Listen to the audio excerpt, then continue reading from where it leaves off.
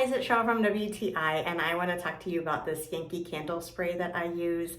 I love this concentrated spray. I use it more than I do candles because it eliminates odors immediately.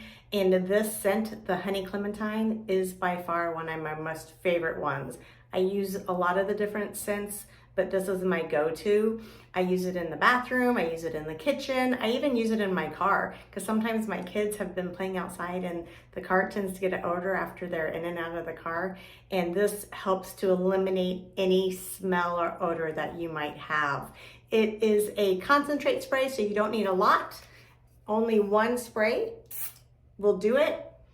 And such a pleasant, this one is, like I said, my favorite. I love any kind of citrus spray, but this honey clementine is a really nice, clean, refreshing spray. This little bottle here, or spray aerosol can, has about 300 sprays, so it lasts for a really, really long time.